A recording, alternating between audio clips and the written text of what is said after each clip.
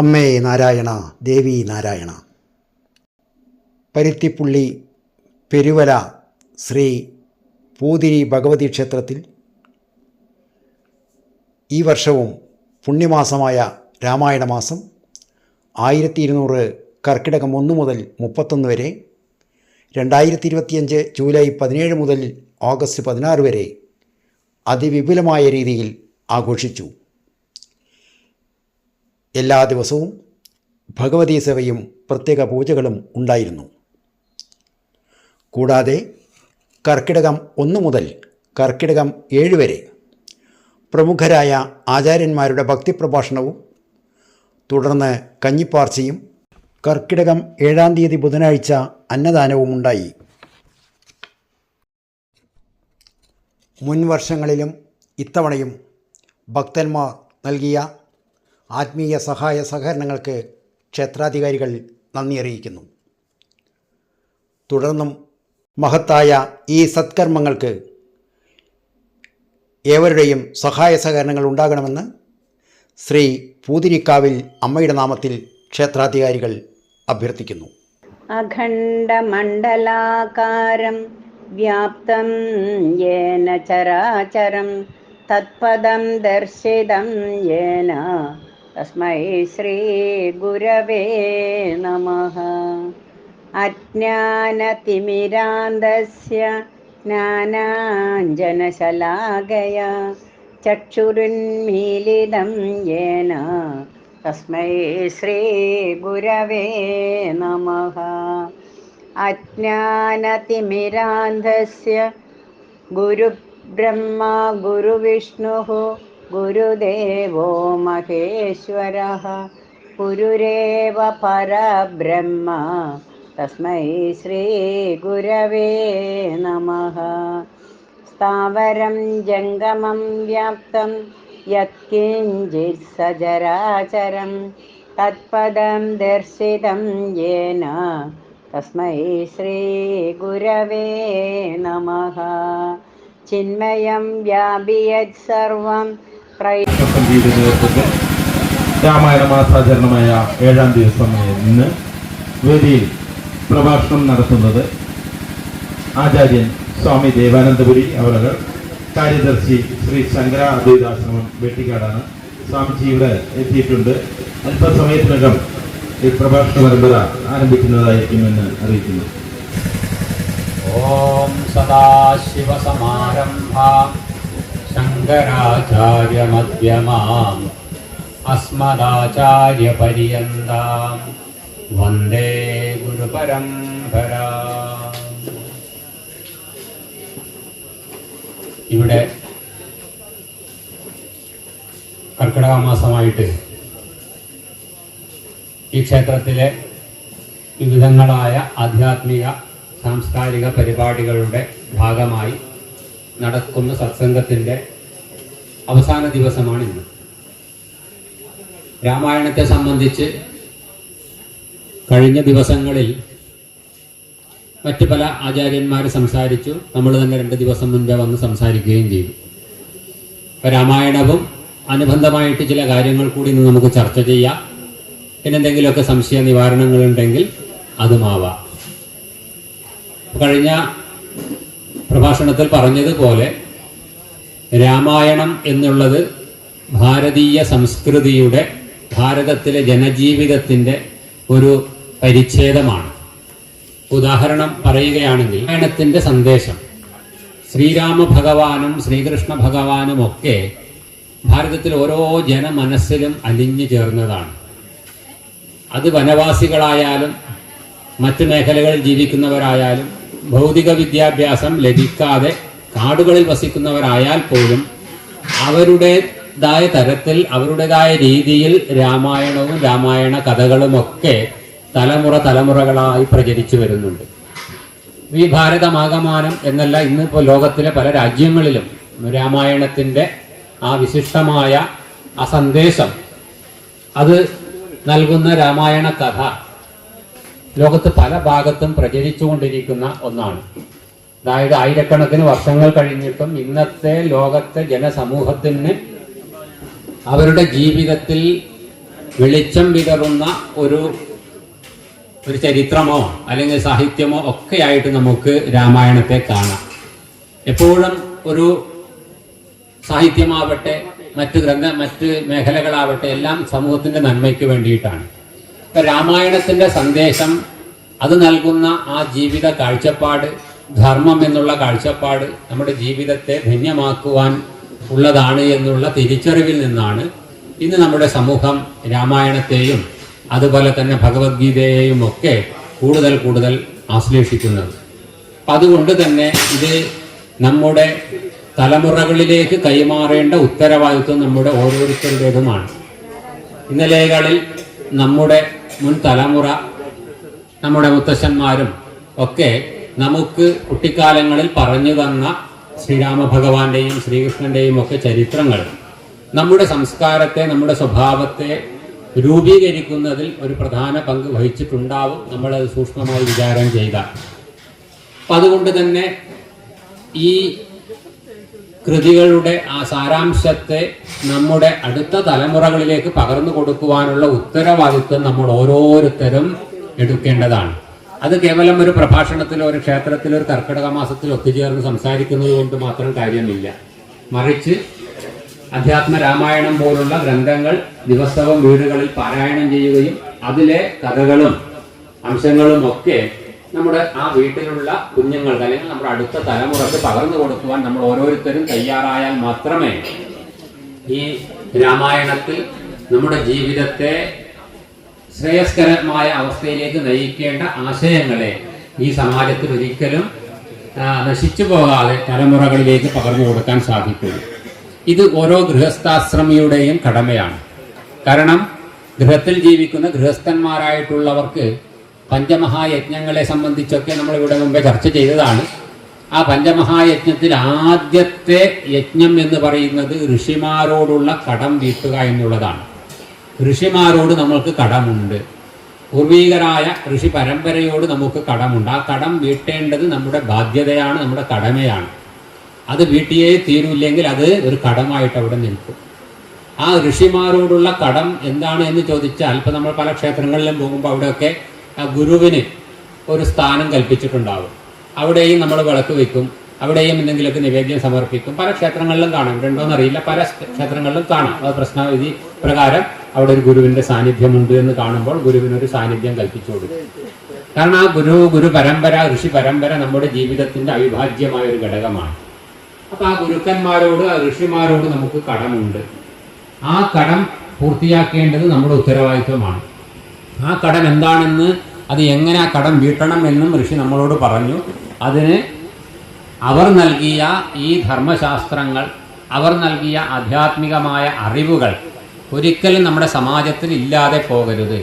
അത് ഓരോ ഗൃഹസ്ഥനും അല്പമെങ്കിലും ദിവസം അത് പാരായണം ചെയ്യുകയോ പഠിക്കുകയോ ജപിക്കുകയോ ചെയ്തുകൊണ്ട് അതിലെ ആ നല്ല നല്ല ആശയങ്ങളെ നമ്മുടെ തലമുറകളിലേക്ക് പകർന്നു കൊടുക്കണം. അങ്ങനെ സമാജത്തിൽ എല്ലാ കാലവും ഈ ധർമ്മവ്യവസ്ഥ, ഈ ശാസ്ത്രം നമ്മുടെ സമൂഹത്തിൽ ഉണ്ടാവണം എന്നുള്ള ഒരു സങ്കല്പം, ആ ഒരു പ്രവർത്തനമാണ് ഋഷിമാരോടുള്ള കടം വീട്ടുവാനുള്ള മാർഗം.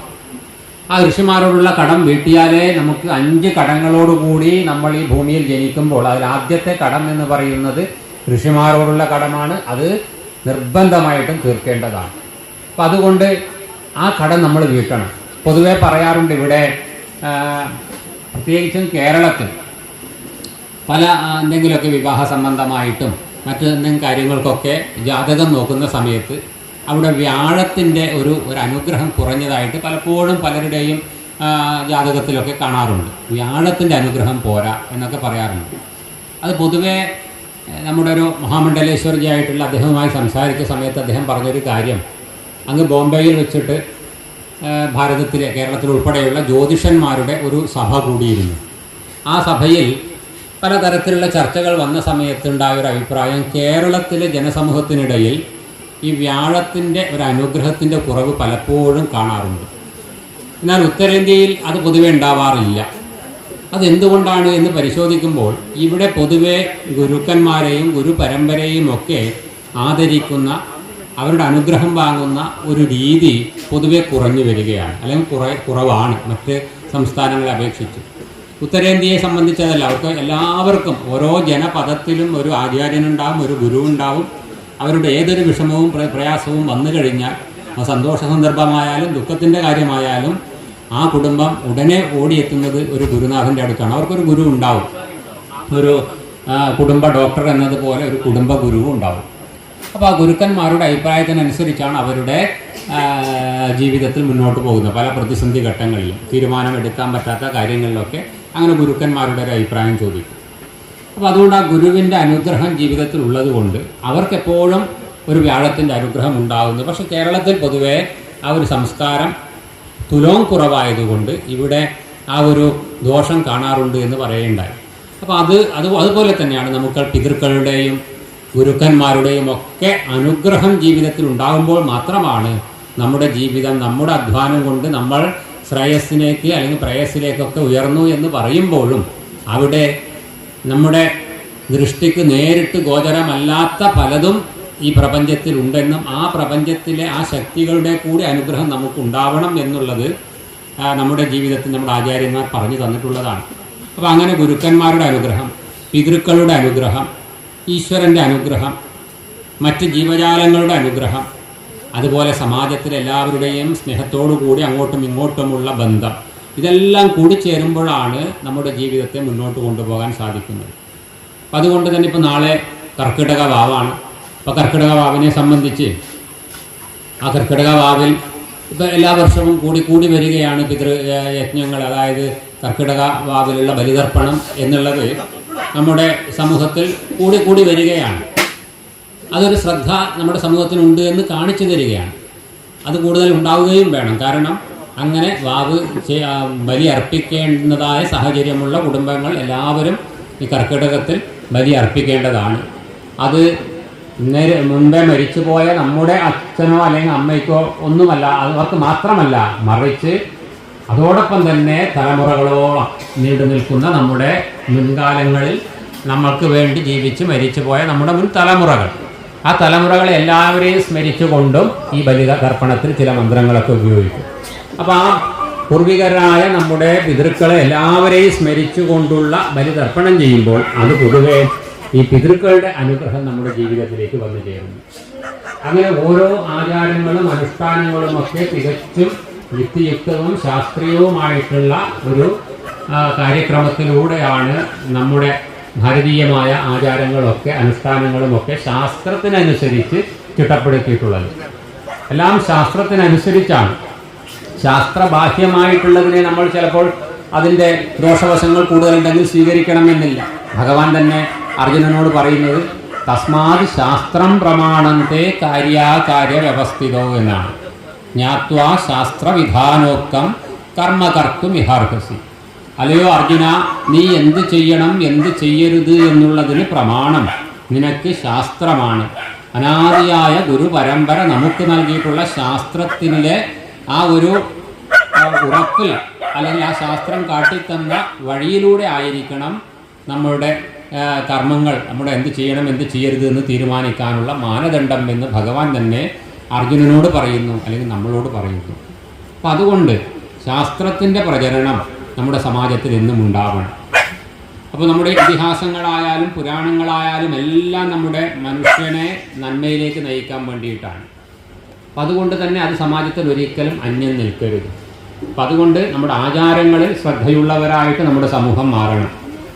ആ ആചാരങ്ങളും അനുഷ്ഠാനങ്ങളും ഒന്നുമില്ലെങ്കിൽ നമ്മൾ മൃഗങ്ങൾക്ക് തുല്യമാണ് എന്നാണ് ശാസ്ത്രം പറയുന്നത്. ആ ആചാരഹീനഹ പശുഭി സമാനമഹ എന്നൊക്കെ ശാസ്ത്രം പറയും. അതായത് ആചരണങ്ങളും അനുഷ്ഠാനങ്ങളും ആചാരങ്ങളും എല്ലാം വിട്ടുപോയൊരു മനുഷ്യൻ മൃഗത്തിന് തുല്യമാണ്. അപ്പോൾ നമ്മൾ മനുഷ്യരായതുകൊണ്ട് തന്നെ നമ്മുടെ ആചാര്യന്മാർ നമുക്ക് ഇന്നതൊക്കെ ചെയ്യണം, ഇന്നൊന്നും ചെയ്യരുത് എന്നുള്ള ഒരു ഉപദേശങ്ങളും നിർദ്ദേശങ്ങളൊക്കെ നൽകിയിട്ടുണ്ട്. അപ്പോൾ അതിൽ ഇതൊക്കെ പ്രധാനമാണ്. അപ്പോൾ അങ്ങനെ ചെയ്യുമ്പോൾ പിതൃക്കളോടുള്ള കടവ് നമുക്ക് ഒരു പരിധി വരെയൊക്കെ വീട്ടാൻ സാധിക്കും. പിതൃകർമ്മങ്ങൾ ഏറ്റവും പ്രധാനമാണ്. പിതൃകർമ്മങ്ങൾ ചെയ്യേണ്ടവർ ചെയ്തിരിക്കണം. അങ്ങനെ ചെയ്യുമ്പോൾ ആ പിതൃക്കളോട് കടം വീട്ടാം. പക്ഷേ അത് പൂർണ്ണമാവുന്നില്ല. പൂർണ്ണമായിട്ട് പിതൃക്കളോടുള്ള കടം വീട്ടേണ്ടത് ഇത് ഭാഗികമേ ആകുന്നുള്ളൂ. മരിച്ചുപോയ നമ്മുടെ പിതൃപിതാമഹന്മാരെയൊക്കെ സ്മരിക്കുകയും അതിനനുസരിച്ച് വ്രതനിഷ്ഠയോടുകൂടി ശ്രദ്ധയോടുകൂടി അത്തരം ബലികേന്ദ്രങ്ങളിൽ പോയിട്ട് പിതൃതർപ്പണം ചെയ്യുക എന്നുള്ളത് പിതൃക്കളോടുള്ള ഒരു കടമ നിർവഹിക്കുന്നതിൻ്റെ പകുതി ഭാഗമാണ്. ബാക്കി പകുതി ഭാഗം എങ്ങനെ നിർവഹിക്കാമെന്ന് ചോദിച്ചാൽ അവരവരുടെ വീടുകളിലുള്ള പ്രായമായ അച്ഛനമ്മമാരെ സ്നേഹാദരവോടുകൂടി സംരക്ഷിക്കുക എന്നുള്ളത് പിതൃയജ്ഞത്തിൻ്റെ ഒരു പ്രധാനപ്പെട്ട ഭാഗമാണ്. നമ്മുടെ വീട്ടിലുള്ള നമുക്ക് വേണ്ടി ജീവിതം സമർപ്പിച്ച് ഇപ്പോൾ പ്രായമായി വയ്യാതെ കിടക്കുന്ന നമ്മുടെ മുതിർന്ന അച്ഛനോ അമ്മയോ അച്ഛനും അമ്മയും അല്ലെങ്കിൽ മുത്തശ്ശനും മുത്തശ്ശി അങ്ങനെ വീട്ടിൽ നമ്മളെ ഇവിടെ ഒരു സഹായം വേണ്ടി വരുന്ന, ആശ്രയം എന്ന് പറയാൻ പാടില്ലെങ്കിലും നമ്മുടെ സഹായം വേണ്ടി വരുന്ന പ്രായമായവരെ സ്നേഹാദരവോടുകൂടി സംരക്ഷിക്കുക, മരിക്കുന്നത് വരെ സ്നേഹാദരവോടുകൂടി സംരക്ഷിക്കുക എന്നതുകൂടി ആ കർമ്മം കൂടി കൂടിച്ചേരുമ്പോഴാണ് പിതൃയജ്ഞം, പിതൃക്കളുടെ അനുഗ്രഹം പൂർണ്ണമാവുക. അല്ലാതെ മരിച്ചു കഴിഞ്ഞിട്ട് പിതൃയജ്ഞം ചെയ്യുന്നു, എന്നാൽ ജീവിച്ചിരിക്കുന്ന പ്രായമായവരെ തിരിഞ്ഞു നോക്കുന്നുമില്ല എന്ന് വെച്ചാൽ അത് പിതൃക്കളുടെ അനുഗ്രഹം ഉണ്ടാവില്ല. അവിടെ അച്ഛനും അമ്മയും ഉൾപ്പെടെയുള്ളവരിലേക്ക് അത് എത്തി നിൽക്കുന്നു. അപ്പോൾ അത്തരം ആചാരങ്ങൾ ശ്രദ്ധയോടുകൂടി നിഷ്ഠയോടുകൂടി ചെയ്യുമ്പോൾ അത് വലിയൊരു സന്ദേശം സമാജത്തിലേക്ക് നൽകുകയും ചെയ്യുന്നു. കാരണം ഇത്തരം ആചാരങ്ങൾ ചെയ്യുന്നത് കണ്ട് വളരുന്ന ഒരു തലമുറ ഇവിടെ ഉണ്ട്. അപ്പോൾ ആ തലമുറ ശ്രദ്ധിക്കുന്നു, എൻ്റെ അച്ഛൻ എൻ്റെ അമ്മ എത്ര ശ്രദ്ധയോടുകൂടിയിട്ടാണ് എൻ്റെ മുത്തശ്ശന് വേണ്ടി മുത്തശ്ശിക്ക് വേണ്ടി ഒക്കെ ഇന്ന് വ്രതം അനുഷ്ഠിച്ചുകൊണ്ട് ഇത് ചെയ്യുന്നത് എന്ന് പറയുമ്പോൾ നമ്മൾ പറഞ്ഞു കൊടുക്കാതെ തന്നെ വലിയൊരു സന്ദേശം അവരുടെ മനസ്സിലേക്ക് പകർത്തി കൊടുക്കുവാൻ നമുക്ക് സാധിക്കുന്നു ഇത്തരം ആചാരങ്ങളിലൂടെ. അപ്പോൾ അതുകൊണ്ട് ആചാരങ്ങളിലൂടെ അനുഷ്ഠാനങ്ങളിലൂടെ നമ്മൾ ചെയ്യുമ്പോഴാണ് ധർമ്മത്തിൻ്റെ അഭിവൃദ്ധി ഉണ്ടാവുന്നത്. ആചാരപ്രഭവോ ധർമ്മ, ആചാരപരമോ ധർമ്മ എന്ന് ഋഷി നമ്മളോട് പറയുന്നു. ധർമ്മം കഴിഞ്ഞ പ്രഭാഷണത്തിൽ നമ്മൾ പറഞ്ഞു, ധർമ്മത്തിൻ്റെ എല്ലാ തരത്തിലുള്ള ദൃഷ്ടാന്തവും നമുക്ക് രാമായണത്തിൽ കാണാം. പുത്രധർമ്മം, മാതൃധർമ്മം, പതിധർമ്മം, പത്നിധർമ്മം, അതുപോലെ തന്നെ അങ്ങനെ ഓരോന്നും, രാജധർമ്മം, അങ്ങനെ എല്ലാ ധർമ്മത്തിൻ്റെയും ദൃഷ്ടാന്തം നമുക്ക് രാമായണത്തിൽ കാണാം. ധർമ്മത്തിൻ്റെ ഒരു ദൃഷ്ടാന്തം പ്രകടിപ്പിക്കുന്ന ഒരു ഇതിഹാസമാണ് രാമായണം എന്ന് പറയാം. അപ്പം അതുകൊണ്ട് ധർമ്മം എന്നുള്ളത് ഏറ്റവും പ്രധാനമാണെന്നും നമ്മൾ കഴിഞ്ഞ പ്രഭാഷണത്തിൽ പറഞ്ഞു. ആ ധർമ്മത്തിലാണ് ഈ പ്രപഞ്ചം നിലനിൽക്കുന്നത്. നമ്മുടെ സനാതന എന്നുള്ള ഈ ജീവിത വ്യവസ്ഥയുടെ പേര് തന്നെ സനാതന ധർമ്മം എന്നാണ്, ഹിന്ദു ധർമ്മം എന്നാണ്. അപ്പോൾ അതൊരു കേവലം ഒരു മതം എന്നുള്ള ഒരു ചെറിയ ചട്ടക്കൂടിനകത്ത് ഒതുക്കി നിർത്താതെ ഈ പ്രപഞ്ചത്തിലെ സകല ജീവജാലങ്ങളെയും ഉൾക്കൊള്ളുന്ന, അവയുടെ പോലും അഭ്യുന്നതിക്കും നിശ്രേയസത്തിനും ഉപകാരപ്പെടുന്ന ഒരു ജീവിത കാഴ്ചപ്പാടാണ് സനാതനധർമ്മം. ഈ പ്രപഞ്ചത്തിലെ സകല ജീവജാലങ്ങളുടെയും അഭ്യുന്നതിക്കും നിശ്രേയസത്തിനും ഹേതു എന്താണോ അതാണ് ധർമ്മം എന്ന് നമ്മുടെ ആചാര്യന്മാർ പറയും. അപ്പോൾ ഈ ലോകത്തെ എല്ലാത്തിനും ഗുണം ഉണ്ടാകുന്നത്, ഈ ലോകത്തെ എല്ലാവർക്കും സുഖമുണ്ടാവട്ടെ, ശാന്തി ഉണ്ടാവട്ടെ എന്ന് ആശീർവദിക്കുകയും അതിനനുഗുണമായി അതിനനുസൃതമായൊരു ജീവിത കാഴ്ചപ്പാടും ജീവിത പ്രവർത്തനവും ഉണ്ടാക്കിയെടുത്ത് സമാജത്തിന് നൽകിയ ഒരു ജീവിത വ്യവസ്ഥയാണ് സനാതനധർമ്മം. അപ്പോൾ അതുകൊണ്ട് തന്നെ സനാതനധർമ്മം എന്നുള്ള അല്ലെങ്കിൽ ഹിന്ദു ധർമ്മം എന്നുള്ളത് കേവലം ഒരു ഭൂഖണ്ഡത്തിൽ ഒതുക്കി നിർത്താൻ സാധിക്കുന്നതല്ല. കേവലം അത് ഭാരതത്തിൽ മാത്രമുള്ളതോ ഭാരതത്തിൽ ജനിച്ചവർക്കുള്ളതോ ഭാരതത്തിൽ ഒരു പ്രത്യേക ജനവിഭാഗത്തിനുള്ളതോ അല്ല ഹിന്ദുധർമ്മം അല്ലെങ്കിൽ സനാതനധർമ്മം. മറിച്ച് അത് മനുഷ്യനായിട്ട് ഈ ലോകത്ത് പിറന്ന സകലർക്കുമുള്ള ഉപദേശമാണ്. അപ്പോൾ ഭഗവത്ഗീതയിലെ സന്ദേശം, രാമായണത്തിലെ സന്ദേശം, അതൊക്കെ മനുഷ്യനായി പിറന്ന എല്ലാവർക്കുമുള്ള സന്ദേശമാണ്. അച്ഛൻ്റെ വാക്കുകൾ മകൻ അനുസരിക്കണം എന്നുള്ളത് ഹിന്ദുവിന് മാത്രമുള്ളതല്ല, എല്ലാ മനുഷ്യനുമുള്ളതാണ്, എല്ലാ മതത്തിലുള്ളവർക്കുള്ളതാണ്. അമ്മയുടെ വാക്കുകൾ മകൻ അനുസരിക്കണം, അല്ലെങ്കിൽ പതിയും പത്നിയുടെയും സ്നേഹബന്ധം എങ്ങനെയായിരിക്കണം, സഹോദരന്മാർ തമ്മിലുള്ള സ്നേഹബന്ധം എങ്ങനെയായിരിക്കണം, ഒരു ഭരണാധികാരി എങ്ങനെ ഭരിക്കണം തുടങ്ങിയിട്ടുള്ള ആദർശനിഷ്ഠമായ ജീവിത കാഴ്ചപ്പാടുകൾ ലോകത്തെ എല്ലാവർക്കുമുള്ളതാണ്. അത് ലോകത്തിൻ്റെ ശാന്തിക്കും സമാധാനത്തിനും ഉതകുന്നതാണ്. ഇന്ന് പൊതുവേ നമുക്കറിയാം, ലോകം അശാന്തമാണ്, ലോകത്ത് സംഘർഷഭരിതമാണ് ലോകത്തിൻ്റെ ജീവിതം. ലോക ജീവിതത്തിൽ പലപ്പോഴും പലതരത്തിൽ സംഘർഷഭരിതമായിട്ടാണ് ലോകത്ത് നിന്ന് ജീവിതം മുന്നോട്ട് പോയിക്കൊണ്ടിരിക്കുന്നത്. യുദ്ധങ്ങളുടെ വലിയ വലിയ കോലാഹലങ്ങൾ നമുക്ക് പൂർവ്വ ഭാഗങ്ങളിലൊക്കെ കാണാൻ സാധിക്കും. യൂറോപ്യൻ രാജ്യങ്ങളിലും മറ്റ് പല പശ്ചിമേഷ്യൻ രാജ്യങ്ങളിലൊക്കെ യുദ്ധവും യുദ്ധസമാനമായ സാഹചര്യങ്ങളാണ്. രാത്രി കിടന്നുറങ്ങുമ്പോൾ രാവിലെ എഴുന്നേൽക്കാൻ സാധിക്കുമോ എന്നറിയാത്ത തരത്തിൽ ഭയവിഹ്വലരായി കഴിയുന്ന പതിനായിരങ്ങളിൽ പലപ്പോഴും പല രാജ്യങ്ങളിലും ജീവിച്ചുകൊണ്ടിരിക്കുകയാണ്. അപ്പം ഇതിനൊക്കെ എന്താണ് കാരണമെന്ന് ചോദിക്കുമ്പോൾ അവിടെയൊക്കെ അതിന് കാരണം അധാർമികമായ പ്രവർത്തനങ്ങളും ആ പ്രവർത്തനങ്ങളുടെ പരിണിത ഫലങ്ങളും ഒക്കെയാണ്. അപ്പോൾ എല്ലാ കാലത്തും ലോകത്തിന് ശാന്തിയും സമാധാനവും ഉണ്ടാവണമെങ്കിൽ അവിടെ സത്യത്തിനും ധർമ്മത്തിനും അനുസരിച്ചുള്ള വ്യക്തിയും കുടുംബവും സമാജവും രൂപപ്പെടണം. ആ സത്യത്തിനും ധർമ്മത്തിനും അനുസരിച്ചുള്ള ഒരു സമാജത്തെ രൂപപ്പെടുത്തി എടുക്കുന്ന ഒരു ജീവിത വ്യവസ്ഥയാണ് സനാതനധർമ്മം എന്നുള്ളത് മനസ്സിലാക്കി ആ സനാതനധർമ്മത്തിൻ്റെ ആ ഒരു തണലിൽ അല്ലെങ്കിൽ ആ സനാതനധർമ്മിയായിട്ട് നമുക്ക് ഇവിടെ ജനിക്കുവാനും ജീവിക്കുവാനും സാധിച്ചു. അത് ഉദയം കൊണ്ട അല്ലെങ്കിൽ അത് പ്രചരിപ്പിച്ച ഒരു നാട്ടിൽ, ഒരു രാജ്യത്തിൽ, ഭാരതം എന്ന് പറയുന്ന ഈ ഭൂഖണ്ഡത്തിൽ ജനിക്കുവാൻ നമുക്ക് സാധിച്ചു. അങ്ങനെ ഭാരതം എന്ന ഭൂഖണ്ഡത്തിൽ നമ്മൾ ജനിച്ചു. ഇവിടെ സനാതന ധർമ്മിയായിട്ട് നമ്മൾ ജനിച്ചിട്ടുണ്ടെങ്കിൽ തീർച്ചയായിട്ടും നമ്മുടെ പൂർവികന്മാർ തന്ന ആചാരങ്ങളും അനുഷ്ഠാനങ്ങളും ശ്രദ്ധയോടുകൂടി ഭക്തിയോടുകൂടി നമ്മൾ ആചരിച്ചില്ലെങ്കിൽ നമ്മൾ ഹിന്ദുവെന്നോ സനാതന ധർമ്മിയെന്നോ പറയുന്നതിന് യാതൊരു അർത്ഥവുമില്ല. അത് വളരെ പ്രധാനമാണ്. കേവലം ഉണ്ണുക, ഉറങ്ങുക, സന്താനോൽപാദനം നടത്തുക എന്നുള്ള ഒരു 3 ധർമ്മത്തിൽ മാത്രം മനുഷ്യനും ജീവിക്കുകയാണെങ്കിൽ പിന്നെ ഈ വിശിഷ്ടമായ മനുഷ്യജന്മം കൊണ്ടൊരർത്ഥവുമില്ല. അതെല്ലാ ജീവജാലങ്ങളും ചെയ്യുന്നു. അത് പട്ടിയും പൂച്ചയും ആനയും ഉറുമ്പും എല്ലാം ചെയ്യുന്നതാണ്. ആഹാരത്തിന് വേണ്ടി പ്രയത്നിക്കുന്നു, അതുപോലെ ഉറക്കം വരുമ്പോൾ ഉറങ്ങുന്നു, അവരവരുടെ സന്താനോൽപാദനം നടത്തുന്നു, ആ സന്താനങ്ങളെയൊക്കെ സംരക്ഷിക്കുന്നു. മനുഷ്യനേക്കാൾ നന്നായിട്ട് ശ്രദ്ധയോടുകൂടിയിട്ടൊക്കെ പല മൃഗങ്ങളും സന്താനങ്ങളെ സംരക്ഷിക്കുന്നത് നമുക്ക് കാണാൻ പറ്റും അവരുടെ ജീവിതം നിരീക്ഷിച്ചാൽ. അപ്പം അങ്ങനെയുള്ളതൊക്കെ എല്ലാ ജീവജാലങ്ങളും ചെയ്യുന്നു. അതിനപ്പുറം മനുഷ്യനുള്ള മറ്റൊരു മഹത്വമാണ് ഈ ധർമ്മം, അർത്ഥം, കാമം കഴിഞ്ഞാൽ പിന്നെ മോക്ഷം എന്നുള്ളത്. ധർമ്മത്തിനനുസരിച്ച് ധനം സമ്പാദിച്ച് വ്യക്തിപരമായും കുടുംബപരമായും സമാജപരമായിട്ടും ധർമ്മത്തിനനുസരിച്ചുള്ള ധനം കൊണ്ട് ധാർമ്മികമായിട്ട് ജീവിക്കുമ്പോൾ അതിനപ്പുറത്ത് നമുക്കൊരു ലക്ഷ്യമുണ്ട്. ആ ലക്ഷ്യമാണ് സനാതനധർമ്മത്തിൻ്റെയും പരമലക്ഷ്യം. നമ്മുടെ ഋഷീശ്വരന്മാർ നമുക്ക് നൽകിയ സകല ശാസ്ത്രങ്ങളുടെയും പരമമായ ലക്ഷ്യം, മോക്ഷശാസ്ത്രങ്ങളുടെ, വേദാന്ത ശാസ്ത്രങ്ങളുടെ പരമലക്ഷ്യം, ഈ മനുഷ്യ ജീവിതത്തിൻ്റെ പരമലക്ഷ്യം എന്ന് പറയുന്നത് മോക്ഷം എന്നുള്ള അവസ്ഥയാണ്. മോക്ഷം എന്ന് പറയുമ്പോൾ മരണാനന്തരം നമ്മളിപ്പോൾ നാളെ ബാഹുബലിയൊക്കെ ചെയ്യുമ്പോൾ പലപ്പോഴും അത് പിതൃക്കളെ മോക്ഷത്തിന് ആക്കാനാണ് എന്നൊക്കെ പറയാറുണ്ട്. അത് പിതൃക്കളെ മോക്ഷത്തിനാക്കാനല്ല, ആ പദം തെറ്റായിട്ട് ഉപയോഗിക്കുന്നതാണ്. പിതൃക്കൾക്ക് നല്ലൊരു ജീവഗതി സദ്ഗതി ഉണ്ടാകുവാൻ വേണ്ടി നമ്മുടെ ധർമ്മമായിട്ട് നമ്മൾ പ്രാർത്ഥിക്കുന്നു. അവർ ഒരു പക്ഷേ ജനിച്ചിട്ടുണ്ടാവാം, ഇല്ലായിരിക്കാം, നമുക്കറിയില്ല. പക്ഷെ നമ്മൾ നമ്മുടെ ധർമ്മം നിർവഹിക്കുന്നു. അതൊരു ജീവൻ്റെ സദ്ഗതിക്ക് വേണ്ടിയിട്ട് ചെയ്യുന്ന കർമ്മമാണ്.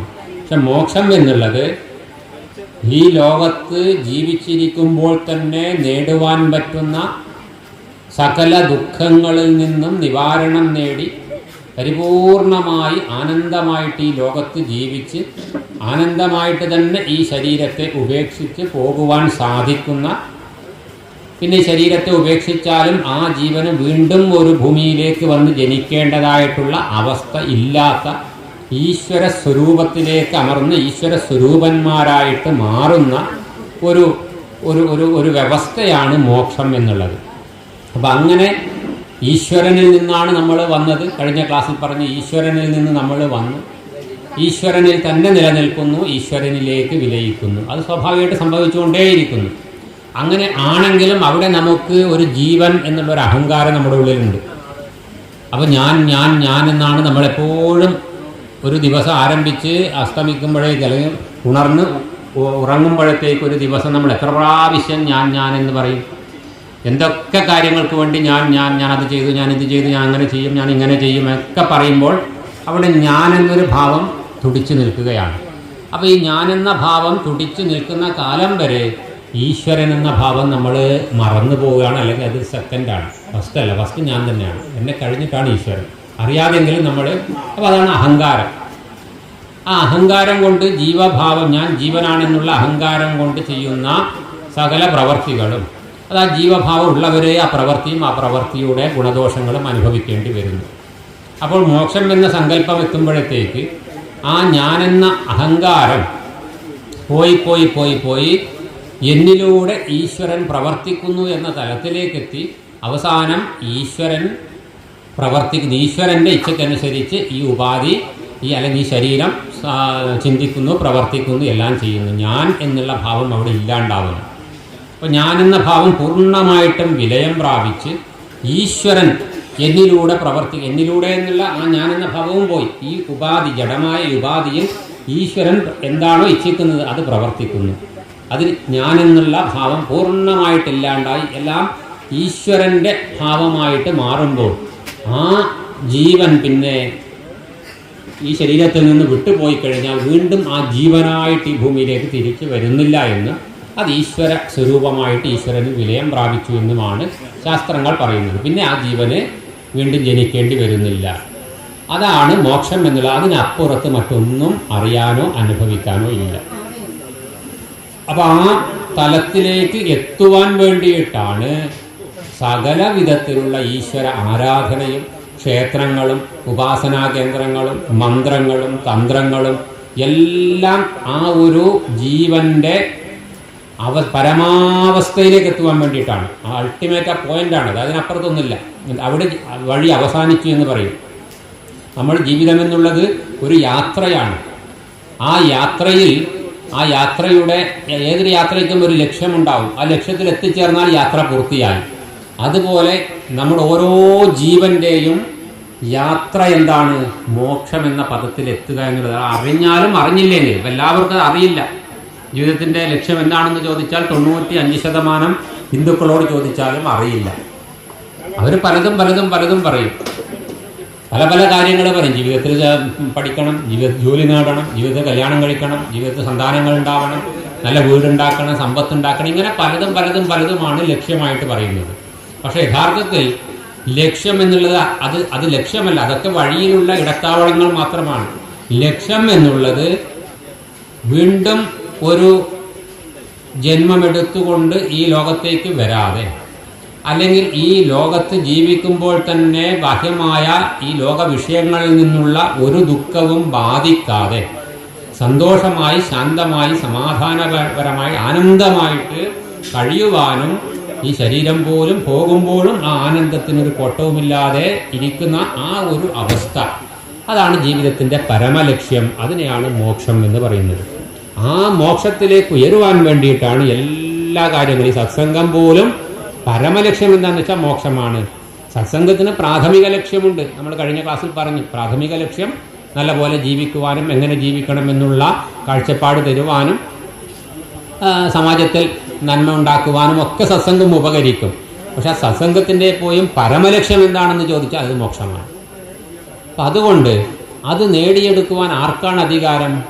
ആ മോക്ഷമെന്ന പദം നേടിയെടുക്കുവാൻ മനുഷ്യനായി പിറന്ന, അത് സ്ത്രീയെന്നോ പുരുഷനെന്നോ നപുംസകമെന്നോ വ്യത്യാസമില്ല, കുട്ടിയെന്നോ വൃദ്ധനെന്നോ യുവാവെന്നോ വ്യത്യാസമില്ല. എല്ലാ മനുഷ്യർക്കുമുള്ള അവകാശമാണ് ഈശ്വരനെ അറിയുകയും ഈശ്വരനെ അനുഭവിക്കുവാനുമുള്ള ആ ഒരു അവസ്ഥ. അതെല്ലാവർക്കുമുള്ള അനുഗ്രഹമാണ്. അതാർക്കും ഈ പാടില്ല, ഇന്നവർ ഇത്ര ദൂരം നിന്നിട്ട് തൊടാൻ പാടില്ല. അതൊക്കെ വെറും തെറ്റിദ്ധാരണയും അബദ്ധവും കൊണ്ട് സംഭവിച്ച ദോഷങ്ങളാണ്. അല്ലാതെ പൂർവികമായി നമ്മൾ വേദത്തിലേക്ക് പോയി കഴിഞ്ഞാൽ, ഉപനിഷദാദി ഗ്രന്ഥങ്ങളിലേക്ക് പോയി കഴിഞ്ഞാൽ അവർ ആരെയും അവിടെ മാറ്റി നിർത്തിയിട്ടില്ല. അവിടെ പതിതനേ ഇല്ല. അവിടെ ആരെയും ജാതിപരമായിട്ടോ മതപരമായിട്ടോ സംസ്കാരപരമായിട്ടോ ലിംഗപരമായിട്ടോ ആരെയും ഈശ്വരാരാധനയിൽ നിന്ന് മാറ്റി നിർത്തിയ ഒന്നും നമുക്ക് നമുക്ക് ഉപനിഷദാദി ഗ്രന്ഥങ്ങളിൽ വേദങ്ങളിൽ കാണാൻ സാധിക്കില്ല. രാമായണത്തിലേക്ക് പോകുമ്പോൾ നമുക്ക് കഴിഞ്ഞ അതിൽ പറഞ്ഞതുപോലെ കേവലം വനവാസിയായ ശബരിയെയും വനവാസിയായ ഗുഹനെയും ഒക്കെ ഭഗവാൻ അത്രയധികം ആദരവോടു കൂടിയിട്ടാണ് സ്വീകരിക്കുന്നത്. വനവാസിയായ വേടനായ ഗുഹനെ ഭഗവാൻ വാരി പുണർന്നുകൊണ്ട് സ്നേഹങ്ങൾ അങ്ങോട്ടും ഇങ്ങോട്ടും സ്നേഹം പങ്കിടുകയാണ്. ആ ഗുഹന്റെ ആതിഥ്യം സ്വീകരിച്ചുകൊണ്ട് അവിടെ താമസിച്ചിട്ടാണ് കാട്ടിലേക്ക് പോകുന്നത്. പക്ഷേ വനവാസ വ്രതമായതുകൊണ്ട് ആ വ്രതത്തിനനുസരിച്ച് ആതിഥ്യം സ്വീകരിച്ച് രാമൻ കാട്ടിലേക്ക് പോകുന്നു. ഭരതനും രാമനെ അന്വേഷിച്ച് വരുമ്പോൾ ഗുഹനെ കാണുമ്പോൾ കെട്ടിപ്പുണർന്ന് ആ രാമന്റെ മഹത്വവും രാമന്റെ സ്നേഹവുമൊക്കെ പരസ്പരം പങ്കുവെച്ച് കണ്ണീരൊലിപ്പിക്കുന്ന കാഴ്ച നമുക്ക് രാമായണത്തിൽ കാണാൻ വേണ്ടി സാധിക്കും.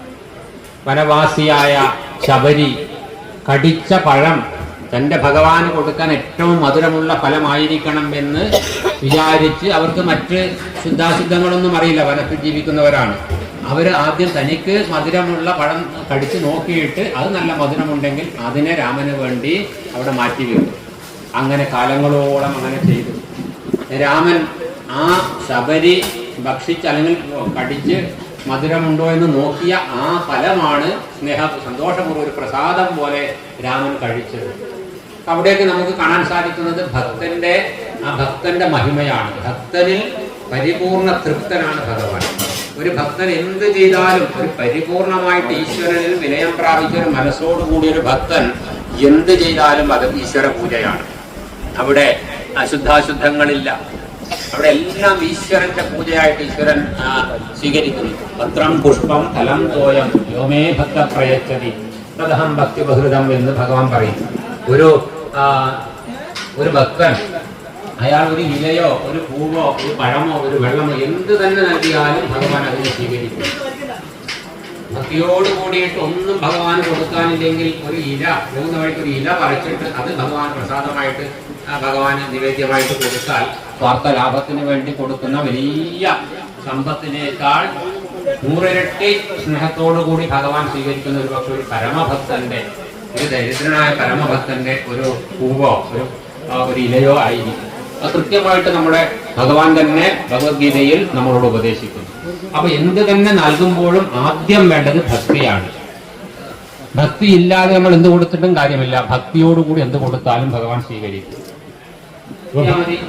ഈ ഭോഗങ്ങളെല്ലാം ക്ഷണപ്രഭാചഞ്ചലമാണ്. ഇന്ന് ലഭിച്ചിരിക്കുന്ന സകല വിധത്തിലുള്ള ഗുണങ്ങളും, അത് പേര്, പ്രശസ്തി, പണം, സമ്പത്ത്, വാഹനം, വീട്, ബന്ധുജനം, അങ്ങനെ എല്ലാം ആയിക്കൊള്ളട്ടെ, എന്തൊക്കെ പ്ലസ് നമ്മളെ കൂട്ടിച്ചേർക്കാൻ പറ്റില്ല, ക്ഷണബന്ധുരമാണ്. ഇതൊക്കെ എപ്പോഴാണ് നമ്മളെ വിട്ടുപോകാമെന്നൊന്നും അറിയില്ല. ഇന്നലെ കോടീശ്വരനായി നടന്നവന്റെ മാറിൽ ഇന്ന് ഭണ്ഡം ഏറ്റിയിടുന്നു എന്ന് ജ്ഞാനപ്പാനയിൽ അല്ലെ എഴുതാമകീർത്തനത്തിൽ ജ്ഞാനപ്പാനയിൽ പറയും. അപ്പൊ അത്രയേ ഉള്ളൂ. ക്ഷണപ്രഭാബന്ധുരമാണ് ഈ ഭോഗങ്ങളൊക്കെ. ആയുസ്സോ വേഗേന നഷ്ടമായിട്ട് എപ്പോഴാണ് ആയുസ് പോകാന്നറിയില്ല. ബാക്കി എല്ലാത്തിനും നമുക്കൊരു ഗ്യാരണ്ടി എങ്കിലും പറയാം. എന്തെങ്കിലും ഒരു സാധനത്തിന് ഒരു ഗ്യാരണ്ടി, നമ്മൾക്കിപ്പോൾ ഒരു മൈക്ക് വാങ്ങിയോ വളർത്ത് വാങ്ങിയോ നമുക്കൊരു ഗ്യാരണ്ടി എങ്കിലും ഉണ്ട്. അതൊന്ന് 6 മാസം കൊണ്ട് 6 മാസത്തെ ഗ്യാരണ്ടി ഉണ്ടെങ്കിൽ 2 മാസം കഴിയുമ്പോൾ കേട് വന്ന് നമുക്ക് മാറ്റിത്തരും. അത്ര പോലും ഒരു ഗ്യാരണ്ടി ഇല്ലാത്ത ഒന്നേ ഉള്ളൂ നമ്മുടെ ആയുസ്. എപ്പോഴാണ് പോകാന്നറിയില്ല. അപ്പൊ അത്രയും ഒരു ഗ്യാരണ്ടിയുമില്ലാത്ത ഈ ആയുസ്സിൽ നിന്നുകൊണ്ടാണ് നമ്മൾ ഞാൻ അത് ചെയ്യും, ഞാൻ നാളെ ഇത് ചെയ്യും, ഞാൻ നാളെ അവനെ ശരിയാക്കുന്നൊക്കെ പറഞ്ഞുകൊണ്ട് നമ്മൾ അഹങ്കരിക്കുന്നത്. അങ്ങനെ പറഞ്ഞുകൊണ്ട് തിരിയുമ്പോഴത്തേക്ക് കാറ്റും പോയി ഇത്രയേ ഉള്ളൂ. അപ്പൊ അതുകൊണ്ട് ഇത്തരം അമൂല്യങ്ങളായ ആശയങ്ങളെ മനോഹരമായിട്ട് ഈരടികളിലൂടെ നമുക്ക് എഴുത്തച്ഛൻ അധ്യാത്മ രാമായണത്തിലൂടെ നൽകി. ഇതിന് കൂടുതൽ വായിക്കാൻ താല്പര്യമുള്ളവരെ സംബന്ധിച്ച് ഇന്ന് വാൽമീകി രാമായണവും മലയാളത്തിൽ ലഭിക്കും. അത് വായിക്കാവുന്നതാണ്. നല്ലതല്ലേ, 1 വർഷം 2 വർഷം എടുത്ത് വായിച്ചാലും കുഴപ്പമൊന്നുമില്ല. 24,000 ശ്ലോകങ്ങളുണ്ട്. അധ്യാത്മരാമായണം തന്നെ മതി നമ്മുടെ ജീവിതത്തെ കൃതാർത്ഥമാക്കാൻ. അതുകൊണ്ട് ആ രീതിയിൽ രാമായണത്തെ നമ്മൾ ഉപയോഗപ്പെടുത്തണം. യാതൊരു ചടങ്ങായിട്ട് എല്ലാ വർഷവും ഇങ്ങനെ രാമായണ സമ്മേളനവും രാമായണ സദ്യയൊക്കെ കഴിച്ച് പോയിട്ട് കാര്യമൊന്നുമില്ല. അങ്ങനെ കാര്യമുണ്ട്, അതല്ല. അപ്പൊ അതുകൊണ്ട് നമ്മുടെ ജീവിതത്തെ കൃതാർത്ഥമാക്കണമെങ്കിൽ അത് നമ്മുടെ ജീവിതത്തിന്റെ ഭാഗമാക്കി, അതിലെ ആശയങ്ങളെ നമ്മുടെ ജീവിതത്തിന്റെ, നമ്മുടെ ഹൃദയത്തിന്റെ ഭാഗമാക്കി, നമ്മുടെ ചിന്തയുടെ ഭാഗമാക്കി, നമ്മുടെ ബുദ്ധിയുടെ ഭാഗമാക്കി മാറ്റുവാൻ നമുക്ക് സാധിക്കണം. അപ്പോൾ ആ രാമായണം തന്നെ നമ്മുടെ ജീവിതത്തെ കൃതാർത്ഥമാക്കും. 2 ദിവസം മുമ്പേ നമ്മുടെ സ്വാമിജി ശാന്തപുരി സ്വാമിജിയുമായിട്ട് റിപ്പോർട്ടർ ചാനലിൻ്റെ ഒരു ലേഖകൻ ഒരു അഭിമുഖം നടത്തിയിട്ടുണ്ട്. അതൊന്ന് എല്ലാവരും കാണുന്നത് നല്ലതാണ്. കണ്ടവർ ആരെങ്കിലുമൊക്കെ ഉണ്ടാവും ഇതിൽ, എന്താണെന്നറിയില്ല, കണ്ടിട്ടുണ്ട്. അത് ഒന്ന് നമ്മുടെ ഗ്രൂപ്പിലൊക്കെ ഇട്ട് കൊടുക്കുക. കാരണം അതിൽ വളരെ അദ്ദേഹം വലിയൊരു ഗുണമാണ് ചെയ്തത്. അദ്ദേഹം വിമർശനാത്മകമായിട്ട് പലതും രാമായണത്തിലുണ്ട് എന്ന് പറഞ്ഞുകൊണ്ട് ചോദിക്കുന്നുണ്ട്. അതിന് കൃത്യമായിട്ട് സ്വാമിജി അത് മറുപടി പറയുന്നുണ്ട്. അതെല്ലാവരും കാണുക. റിപ്പോർട്ടർ ചാനലിൽ ഉള്ളതാണ്. നമ്മുടെ ഇവിടെയൊക്കെ ഗ്രൂപ്പുകളുണ്ടെങ്കിൽ അതിലേക്ക് ഷെയർ ചെയ്യുക. കാരണം അത് നമ്മൾ മനസ്സിലാക്കേണ്ടതാണ്, അറിഞ്ഞിരിക്കേണ്ടതാണ്. അതിൽ പലതും ചോദിക്കുന്നുണ്ട് അദ്ദേഹം. പല സമൂഹത്തിൽ പല തെറ്റിദ്ധാരണയും ചെയ്തിട്ടുള്ളതിന് അതിന് കൃത്യമായ മറുപടി ഉണ്ട്. അപ്പോൾ അങ്ങനെ കൗസല്യാദേവി 300 പശുക്കളെ കൊന്നു എന്ന് പറയുന്നത് വാൽമീകി രാമായണം ഞാൻ വായിച്ചിട്ടുണ്ട്, അതിൻ്റെ വ്യാഖ്യാനവും വായിച്ചിട്ടുണ്ട്. പക്ഷേ എൻ്റെ ഓർമ്മയിൽ അങ്ങനെ ഒന്നും ഉള്ളതായിട്ട് കാണുന്നില്ല. അത് എവിടെയാണ്, എന്താണ് ശ്ലോകം എന്ന് അതിൽ ശ്ലോകം ഉണ്ടാകും. നമ്മൾ ശ്ലോകം പാടാതെ ക്രമമാണ്. ആൾക്കാർ പലതും പറയും അങ്ങനെ കൊന്നതായിട്ടൊന്നും എവിടെയും രാമായണത്തിൽ, വാൽമീകി രാമായണത്തിൽ കാണുന്നില്ല. പിന്നെ വാൽമീകി രാമായണത്തിൽ ഇല്ലാത്തത് മറ്റ് രാമായണങ്ങളിൽ ഉണ്ടാവാം, അത് പ്രമാണമല്ല. പ്രമാണം വാൽമീകി രാമായണമാണ്. രാമനെ നമുക്ക് പരിചയപ്പെടുത്തി തന്നത് ആരാണ്? വാൽമീകി മഹർഷിയാണ്. അതിനെ അധികരിച്ചുകൊണ്ട് ഓരോ സാഹിത്യകാരന്മാരും അവരുടെ ഭാവന ചേർത്തുകൊണ്ട് പലതും ചെയ്യും. അത് പ്രമാണമല്ല. അതിൽ നല്ല വശങ്ങളുണ്ടെങ്കിൽ സ്വീകരിക്കാം. അപ്പോൾ എഴുത്തച്ഛൻ തന്നെ സീതയെ അഗ്നിയിൽ മറച്ച് വെച്ച്, അതായത് ശരിയായ സീതയെ അഗ്നിയിൽ മറച്ച് ഒരു ഡ്യൂപ്ലിക്കേറ്റ് സീതയാണ് രാവണൻ കട്ടുകൊണ്ടുപോയത് എന്ന് പറയുന്നുണ്ട്. അത് പ്രമാണമല്ല. കാരണം വാൽമീകി രാമായണത്തിൽ അങ്ങനെ പറഞ്ഞിട്ടില്ല. പക്ഷെ എഴുത്തച്ഛൻ ആ ഭക്തിയുടെ പാരമ്യത്തിൽ സീതയെ അങ്ങനെ ഒരാൾ തട്ടിക്കൊണ്ടുപോകുന്നത് എഴുത്തച്ഛന് സങ്കല്പിക്കാൻ പറ്റില്ല. കാരണം അദ്ദേഹം പരമഭക്തനാണ്. അതുകൊണ്ട് അദ്ദേഹത്തിൻ്റെ ഒരു സമാധാനത്തിന്, ഒരു സൗന്ദര്യത്തിന് വേണ്ടിയിട്ട് ഇങ്ങനെ ചെയ്തു. അത് വാൽമീകി രാമായണത്തിൽ അങ്ങനെ പറഞ്ഞിട്ടില്ല. അതുകൊണ്ട് അത് പ്രമാണമല്ല. പക്ഷെ നമുക്കിത് സ്വീകരിക്കാൻ അത് ഭക്തി വർദ്ധിപ്പിക്കുന്നതല്ലാണ്ട് വേറെ തെറ്റൊന്നുമില്ല. അങ്ങനെ നല്ല കാര്യങ്ങൾ, നല്ല സന്ദേശം ലഭിക്കുന്നത് ഒരു സാഹിത്യ ഭാവനയിൽ ഉണ്ടായാലും അത് സ്വീകരിക്കാം. സമൂഹത്തിന് ദോഷം ചെയ്യുന്നത് ഒരു സാഹിത്യ ഭാവനയിൽ ഉണ്ടായാൽ അത് തള്ളിക്കളഞ്ഞ് യഥാർത്ഥ ഗ്രന്ഥത്തിൽ എന്തുണ്ടോ അത് സ്വീകരിക്കാൻ നമ്മൾ നിർബന്ധിതവുമാണ്. രാമൻ്റെ ഉദ്ദേശം രാവണ നിഗ്രഹമായിരുന്നല്ലോ, അവതാര ഉദ്ദേശം. അപ്പോൾ അതിനൊരു നിമിത്തം മാത്രമായിരുന്നല്ലോ മന്ദരയും കൈകേയും. അപ്പോൾ മന്ദരയെയും കൈകേയെയും ഒരു ദുഷ്ടകഥാപാത്രമായി അംഗീകരിക്കണമെന്നുണ്ടോ? ഇവിടെ രാവണ നിഗ്രഹം എന്നുള്ള ഒരു ഉദ്ദേശത്തിനാണ് ഭഗവാൻ അവതരിച്ചത് എന്ന് പറയുന്നുണ്ട്. അപ്പോൾ അതിനൊരു നിമിത്തമായിട്ടാണ് മന്ദരയും കൈകേയും വന്നിട്ടുള്ളത്. അപ്പോൾ അതുകൊണ്ട് അവരെ കുറ്റപ്പെടുത്തുന്നത് ശരിയാണോ എന്നാണ് ചോദ്യം. ശരിയാണ്. അതായത് മന്ദരയുടെയും കൈകേയുടെയൊക്കെ ഇടപെടലാണ് രാവണ നിഗ്രഹത്തിലേക്ക് അത് നയിച്ചത് രാമനെ. അപ്പോൾ രാവണ നിഗ്രഹം എന്നുള്ളത് ഏറ്റവും പ്രധാനവുമാണ്.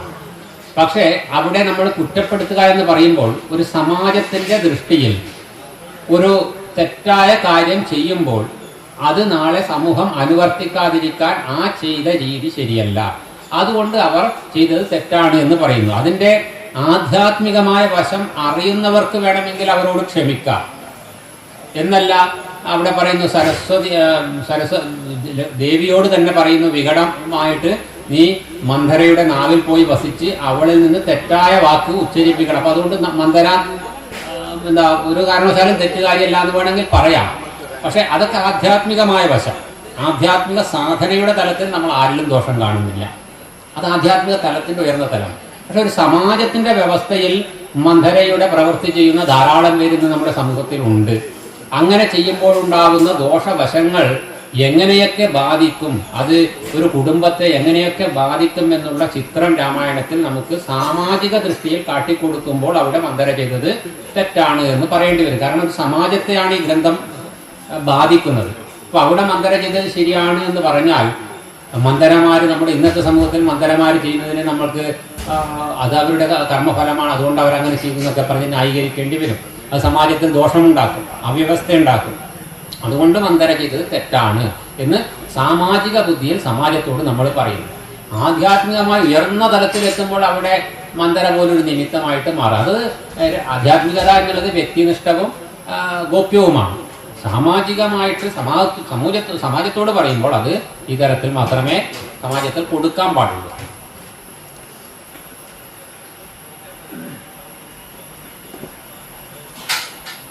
പിന്നെ കൈകേയിയോട് നമുക്ക് വിരോധം ഉണ്ടാവും, രാമന് വിരോധം ഉണ്ടായിട്ടില്ല. രാമൻ അപ്പോഴും കാട്ടിലേക്ക് പോകുമ്പോൾ കൈകേയിയെ നമസ്കരിച്ച്, അമ്മ വലിയ സന്തോഷം, എനിക്ക് വലിയ രാജ്യം ഭരിക്കേണ്ട തലവേദന ഒഴിവാക്കി തന്നു, എനിക്ക് കാട്ടിൽ പോയിട്ട് സുഖമായിട്ട് ഇരുന്നാൽ മതിയല്ലോ, അത് വലിയൊരു സന്തോഷമാണ് എന്ന് പറയുകയും കാട്ടിൽ കൈകേയി പോയി രാമനെ തിരിച്ചു വിളിക്കാൻ അപ്പോഴും അമ്മയുടെ കാൽപാദങ്ങളിൽ വീണ് നമസ്കരിക്കുന്ന രാമനെയാണ് നമ്മൾ കാണുന്നത്. തിരിച്ചു വന്നപ്പോഴും കെട്ടിപ്പുണർന്ന് അമ്മയെ കൈകേയിയെ കെട്ടിപ്പുണരുന്ന രാമനെയാണ് നമുക്ക് കാണുന്നത്. രാമൻ്റെ ഉള്ളിൽ കൈകേയിയോട് വിരോധമുണ്ടായിട്ടില്ല. അത് രാമന്റെ മഹത്വം. ശ്രീരാമൻ വധിക്കും എന്നുള്ളത് രാവണനെ നേരത്തെ തന്നെ അറിയായിരുന്നല്ലോ. അതെ, അത് രാവണന് എന്തായാലും രാവണൻ മഹാബുദ്ധിമാനാണ്, വലിയ പണ്ഡിതനാണ്, വേദജ്ഞനാണ്, എല്ലാമാണ്. അതുകൊണ്ട് തന്നെ സൂക്ഷ്മമായിട്ട് ചിന്തിക്കാനുള്ള കഴിവൊക്കെ രാവണനുണ്ട്. അപ്പൊ രാവണൻ അറിയാം ശ്രീരാമന്റെ കൈകളെ കൊണ്ട് ഞാൻ വധിക്കപ്പെടും എന്നുള്ളത് സംശയമൊന്നുമില്ല. കാരണം രാവണനേക്കാളും എത്രയോ ഇരട്ടി ശക്തിയുള്ള ബാലിയെ ഒറ്റ അമ്പ് കൊണ്ടാണ് രാമൻ കൊന്നിട്ടുള്ളത്.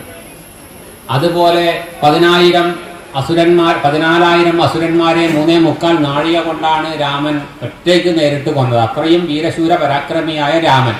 അതിനപ്പുറം ഒരു ദൈവിക മഹത്വം കൂടി രാമനിൽ ഉണ്ട് എന്നും രാവണൻ അറിയാം. അപ്പോൾ രാമന്റെ കൈകൾ കൊണ്ട് മരിക്കും എന്നും രാവണൻ അറിയാം. എന്നിട്ടും രാവണൻ എന്തുകൊണ്ട് ഒരു ക്ഷമാപണത്തിന് തയ്യാറായില്ല എന്ന് ചോദിച്ചാൽ അവിടെയാണ് ഈ കാമം എന്നുള്ള മനുഷ്യനെ മയക്കുന്ന അവസ്ഥ. അതായത് ആഗ്രഹം വന്നു കഴിഞ്ഞാൽ, ഈ തെറ്റായ അധാർമികമായ ആഗ്രഹം വന്നു കഴിഞ്ഞാൽ വരും വരായികളെ കുറിച്ച് അറിയാമെങ്കിൽ പോലും അതിന് ആ ഒരു നേരായ മാർഗത്തിലേക്ക് പോകാൻ സാധിക്കില്ല. മറിച്ച് വികലമായിട്ടുള്ള ബുദ്ധി കൊണ്ട് സർവനാശം സംഭവിക്കും. ഇപ്പോൾ ഇനി ഇങ്ങോട്ട് വന്നാൽ മഹാഭാരത യുദ്ധത്തിൽ ദുര്യോധനനും അല്ലെ മറ്റെല്ലാവർക്കും എല്ലാവരും ഉപദേശിച്ചു, ഭഗവാൻ ശ്രീകൃഷ്ണൻ ഉള്ളിടത്തേ വിജയമുണ്ടാവുള്ളൂ, നിന്റെ കുടുംബത്തിന്റെ സർവനാശം സംഭവിക്കും എന്ന് വിതുരനും എല്ലാവരും ഉപദേശിച്ചു. പല ആചാര്യന്മാരും ഉപദേശിച്ചു. എന്തുകൊണ്ട് ദുര്യോധനത് തോന്നിയില്ല? സാക്ഷാത് ശ്രീകൃഷ്ണന്റെ കഴിവും ശക്തിയൊക്കെ ദുര്യോധനന് നന്നായിട്ടറിയാം.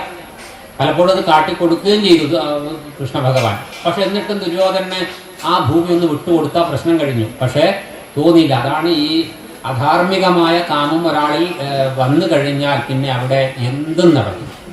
മകൻ പ്രസവിച്ച കുഞ്ഞിൻ്റെ തല അറുത്ത് കുഴിച്ച് മൂടാനും അമ്മയ്ക്ക് സാധിക്കുന്നത് ഈ അധാർമികമായ കാമം അങ്കുരിക്കുമ്പോഴാണ്. നമ്മൾ കാണുന്നത് നമ്മുടെ സമൂഹത്തിൽ.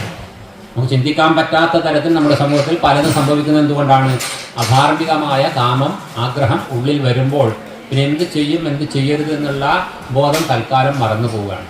അത് തന്നെ രാവണന് സംഭവിച്ചു.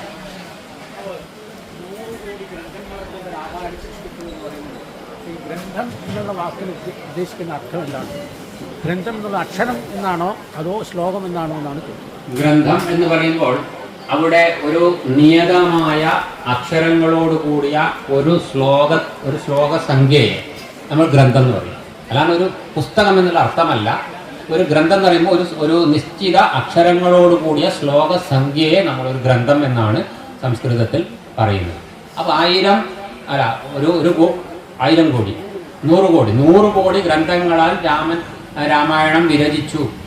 അതിനെ വാൽമീകി 24,000 ശ്ലോകങ്ങളാക്കിയിട്ട് മനുഷ്യന് നൽകി എന്ന് പറയുന്നത്. അപ്പോൾ 100 കോടി എന്നുള്ളത് 100 കോടി ശ്ലോക സംഖ്യയായിട്ട് എടുത്താൽ മതി. അത് പിന്നെ അതിൻ്റെ പക്ഷെ അതിൻ്റെ മഹത്വം കാണിക്കാൻ വേണ്ടി പറയുന്നതും ആയിരിക്കാം. ഏതായാലും ഗ്രന്ഥം എന്ന് വെച്ചാൽ പുസ്തകമല്ല, ഒരു നിയതമായ അക്ഷരത്തോടു കൂടിയിട്ടുള്ള ഘടനയോട് കൂടിയിട്ടുള്ള ശ്ലോക സംഖ്യയാണ് ഗ്രന്ഥം എന്ന് പറയുന്നത്. ശ്ലോകസംഖ്യ അത് ഇത്ര അക്ഷരത്തോടു കൂടി ഇത്ര വരികളോട് കൂടിയിട്ടുള്ള ഒരു ഘടനയാണ് ഒരു ഗ്രന്ഥം എന്ന് പറയുന്നത്. അതെ, അത് 32 അക്ഷരത്തോട് കൂടിയിട്ടുള്ള ഒരു ശ്ലോക സംഖ്യയാണോ ഒരു ഗ്രന്ഥം എന്ന് ചോദിച്ചാൽ കൃത്യമായിട്ട് എനിക്കറിയില്ല. ആയിരിക്കാം, നോക്കി പറഞ്ഞുതരാം. അല്ല 1-2 ശ്ലോകം കൂടിയതാണോ ഒരു ഗ്രന്ഥം, അല്ല ഒരു ശ്ലോക സംഖ്യ കൂടിയതാണോ? 32 അക്ഷരമാണ് എല്ലാത്തിലും. അതൊരു പ്രത്യേക വൃത്തത്തിന്റെ അനുസരിച്ച് 32 അക്ഷരമാണ്. ഒരു ശ്ലോകം മൊത്തത്തിലുള്ളതാണോ, 32 അക്ഷരത്തോട് കൂടിയതാണോ ഒരു ഗ്രന്ഥം എന്നുള്ളത് അത് ചോദിച്ചിട്ട് പറഞ്ഞുതരാം. കൃത്യമായിട്ട് എനിക്കറിയില്ല. രാവണനെ നിഗ്രഹിക്കാനാണ് രാമൻ്റെ അവതാരം ആണല്ലോ. അപ്പോൾ ഈ രാമന് പിതാവിൻ്റെ വാക്കുകളെ അനുസരിക്കണമെന്നുണ്ട്, അതും ശരി. പക്ഷേ രാജാവായി ഇരുന്നു കൊണ്ട് തന്നെ രാവണനെ നിഗ്രഹിക്കാമായിരുന്നില്ലേ? ആയിരുന്നില്ലേ? 14 വർഷത്തെ വനവാസത്തിന് പോകേണ്ടിയിരുന്നോ? അത് പിതാവിൻ്റെ വാക്കിനെ അനുസരിക്കാൻ വേണ്ടി മാത്രമായിരുന്നു. മനസ്സിലായില്ലേ? രാജാവായി ഇരുന്നു കൊണ്ട് തന്നെ രാവണനെ നിഗ്രഹിക്കാമായിരുന്നല്ലോ. അതെ, അത്രയേ ഉള്ളൂ. അതായത് ഇവിടെ ചോദ്യം, രാമനെ രാജാവായി ഇരുന്നു കൊണ്ട് തന്നെ രാവണനെ നിഗ്രഹിക്കാമായിരുന്നല്ലോ എന്നുള്ള ഒന്ന്. അപ്പോൾ 14 വർഷത്തേക്ക് വനത്തിൽ പോകേണ്ട ആവശ്യമുണ്ടായിരുന്നോ? അവിടെ രാവണനെ നിഗ്രഹിക്കാം. അവിടെ രാവണനെ നിഗ്രഹിക്കണമെങ്കിൽ ഒരു കാര്യം ഉണ്ടാവണമല്ലോ. ഒരു രാജാവ് തെറ്റ് ചെയ്തു എന്ന് പലരും പറയുന്നത് കൊണ്ട് മാത്രം ഒരാളെ കൊല്ലാൻ പറ്റില്ല. ഒരാളോട് നേരിട്ട് ചിലപ്പോൾ അയാളെ അടിച്ച് ഒതുക്കാനോ ജയിലിടാനോ ഒക്കെ പറ്റും. ഒരു രാവണനെ പോലുള്ള ഒരു പ്രമുഖനായ ഒരു രാജ്യത്തിന്റെ ഒരു അധിപനെ കൊല്ലണമെങ്കിൽ അതിനൊരു കാരണം ഉണ്ടാവണം. പ്രത്യക്ഷമായിട്ട് അയാൾ ഒരു അധർമ്മം ചെയ്തതായിട്ട് രാമന് ബോധ്യപ്പെടണം. ബോധ്യപ്പെടുക വെച്ചാൽ സ്വയം അനുഭവം ഉണ്ടാവണം ഒന്ന്. അതുകൊണ്ട് തന്നെ അത് ഒരാളെ കൊല്ലാനുള്ള തരത്തിലുള്ള തെറ്റുമായിരിക്കണം. അപ്പൊ രാമന്റെ തന്നെ പത്നിയെ കട്ടുകൊണ്ടുപോയാൽ പിന്നെ അതിനേക്കാളും വലിയ തെറ്റ് ചെയ്യാനില്ല, അയാളെ കൊല്ലണം എന്നുള്ള നീതിശാസ്ത്രമാണ്. എന്താ, അന്യന്റെ ഭാര്യയെ കട്ടുകൊണ്ടുപോയാൽ അല്ലെങ്കിൽ അന്യന്റെ ഭാര്യയെ ബലാത്കാരമായിട്ടായാലും പിടിച്ചു കൊണ്ടുപോകുന്ന ഒരു വ്യക്തിയെ കണ്ടാൽ കൊല്ലണം എന്നുള്ളത് നിയമമാണ്. അതുകൊണ്ടാണ് ബാലിയെ കൊന്നതും. ബാലിയെ കൊല്ലാൻ മറ്റു കാരണങ്ങൾ ഉണ്ടെങ്കിലും ബാലി മരിക്കുന്നതിന് മുമ്പേ അമ്പേറ്റ് വീണപ്പോൾ ബാലി ചോദിക്കുകയാണ് രാമനോട്, രാമൻ എന്തിനാണ് എന്നെ കൊന്നത്? ഞാൻ രാമനുമായിട്ടൊരു ശത്രുതയുമില്ലല്ലോ, പിന്നെ എന്തിനാണ് അമ്പെയ്ത് കൊല്ലാനുള്ള ഒരവസ്ഥ ഉണ്ടാക്കിയത് എന്ന് ചോദിച്ചപ്പോൾ രാമൻ പറഞ്ഞു, ഞാൻ ജീവിക്കുന്നത് ധർമ്മത്തിന് വേണ്ടിയിട്ടാണ്. നിന്റെ സ്വന്തം അനുജന്റെ ഭാര്യയെ നീ ബലാത്കാരമായി പിടിച്ചു കൊണ്ടുപോയിട്ട് നിന്റെ ഭാര്യയാക്കി വെക്കുവാൻ വേണ്ടി ശ്രമിച്ചപ്പോൾ നീ ചെയ്തത് വലിയൊരു അധർമ്മമാണ്. നീ രാജാവാണ്. രാജാവ് തന്നെ രാജ്യത്ത് ഇത്രയും വലിയ അധർമ്മം ചെയ്താൽ രാജ്യത്തിന്റെ അവസ്ഥ എന്താവും? അപ്പൊ അതിനുള്ള ശിക്ഷ നിന്റെ മരണമാണ് എന്ന് പറഞ്ഞപ്പോൾ പിന്നെ ബാലിക്ക് ഒരു എതിർപ്പും ഉണ്ടായില്ല. കൈകൂപ്പിക്കൊണ്ട് അത് അംഗീകരിച്ച് അനുസരിച്ച് ബാലി മരിക്കുകയാണ് ചെയ്തത്. എന്നതുപോലെ രാമന്റെ പത്നിയെ കട്ടുകൊണ്ടുപോയ രാവണനെ സംബന്ധിച്ച് ആ രാവണനെ കൊല്ലുന്നത് കൊണ്ട് നാളെ ലോകം ഒരിക്കലും കുറ്റം പറയില്ല. അതൊന്ന്. രണ്ടാമത്, അച്ഛന്റെ വാക്ക് അനുസരിക്കേണ്ടതൊരു മകന്റെ ധർമ്മമായതുകൊണ്ട് അച്ഛൻ പറഞ്ഞു കാട്ടിൽ പോകണം എന്ന്, കാട്ടിൽ പോയി. അച്ഛൻ പറയുന്നു നീ രാജാവായിരിക്കണം എന്ന് പറഞ്ഞാൽ രാജാവായിരിക്കും. അച്ഛൻ പറയാണ് നീ രാജാവായിരുന്നു കൊള്ളു. കൈകേയി അതൊക്കെ പറയും, പക്ഷെ ഞാനത് എൻ്റെ വാക്ക് നീ രാജാവായിരിക്കണം എന്ന് വെച്ചാൽ രാമൻ മറ്റൊന്നും ചിന്തിക്കില്ല. കൈകേയിയുടെ വാക്കിനല്ല പ്രാധാന്യം, അച്ഛൻ്റെ വാക്കിനാണ്. കാരണം കൈകേയി അമ്മയല്ല രാമൻ്റെ, രണ്ടാം അനുജൻ്റെ അമ്മയാണ്. അപ്പൊ അതുകൊണ്ട് അവിടെ അച്ഛനും അമ്മയും എന്താണോ പറയുന്നത് അതാണ് പ്രധാനം. അപ്പൊ അച്ഛൻ പറയുന്നു കൈകേയിയുടെ വാക്ക് അനുസരിക്കേണ്ടതില്ല, നീ രാജാവായിരിക്കും എന്ന് വെച്ചാൽ സന്തോഷമായിട്ട് വാളും എടുത്തുകൊണ്ട് ആരെതിർത്താലും എതിർക്കുന്നവനെ കൈകാര്യം ചെയ്യാനുള്ള ധൈര്യത്തോടു കൂടി രാമൻ സിംഹാസനത്തിൽ കയറിയിരിക്കുമായിരുന്നു. പക്ഷെ അച്ഛൻ പറഞ്ഞു കാട്ടിൽ പോകണം എന്ന് പറയുമ്പോൾ അച്ഛൻ്റെ വാക്കാണ് പരമപ്രധാനം. കാരണം രാമൻ രാജാവായിട്ടില്ല, യുവരാജാവേ ആയിട്ടുള്ളൂ. അപ്പൊ രാജാവ് യുവരാജാവിനോട് കൽപ്പിച്ചാൽ യുവരാജാവ് അത് അനുസരിക്കണം. അച്ഛൻ മകനോട് കൽപ്പിച്ചാൽ മകൻ അത് അനുസരിക്കണം. ഈ വലിയൊരു സന്ദേശം സമാജത്തിന് നൽകി. അപ്പൊ അതുകൊണ്ട് ഒരു മനോവിഷമവും കൂടാതെ രാമൻ അങ്ങോട്ട് അത് സ്വീകരിച്ചു.